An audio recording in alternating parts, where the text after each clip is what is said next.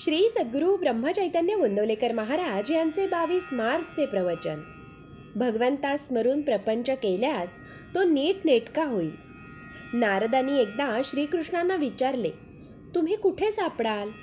त्यावर श्रीकृष्ण म्हणाले, नारदा, मी वैकुंठात नाही, रखुमाईपाशी सापडेन असेही नाही, तर मी माझ्या भक्तांपाशी सापडेन. भक्त नाही तरी देवाशिवाय कसे राहणार? देवाला देवपण तरी कुणी आणले? भक्त जर नाहीत तर देव तरी कुठचे आले? देव आहे असे जे मानतात त्यांनाच देवाचे अस्तित्व समजते. नास्तिकाला देव कुठला? त्याला विचारले, तुझे कोण आहे या जगात?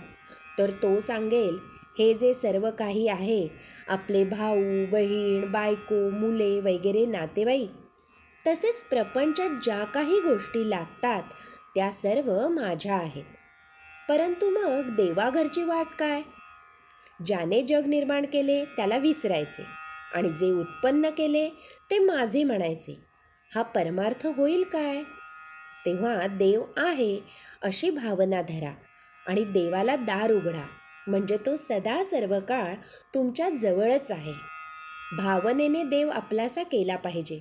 आपण कुठेही गेलो तरी आपल्या रामाला बरोबर घेऊन जात जा, म्हणजे तुम्हाला काही भीती नाही. रामाला बरोबर नेणे हे बोलणे लोकांना चमत्कारिक वाटेल, पण ज्यांना देवच नाही असे वाटते त्यांच्याशी आपल्याला काही कर्तव्य नाही.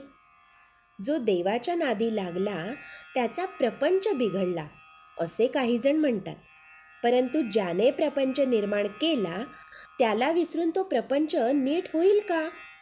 कधीही होणे शक्य नाही. तर त्याला स्मरूनच प्रपंच केल्याने तो नीट नेटका होईल.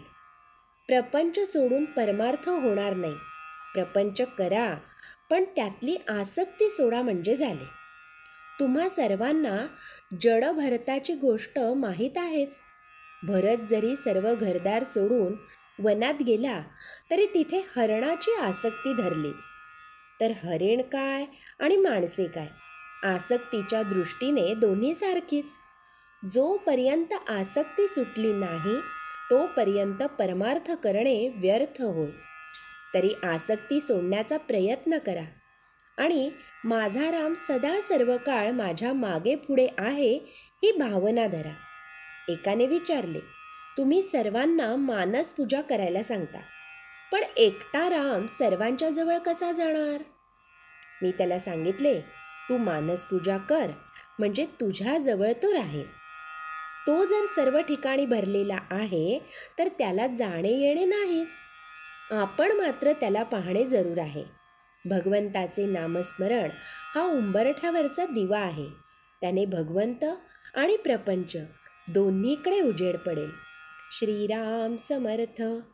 देवावर सर्व सोपवून निश्चिंत होणे हेच अनुसंधान समजावे.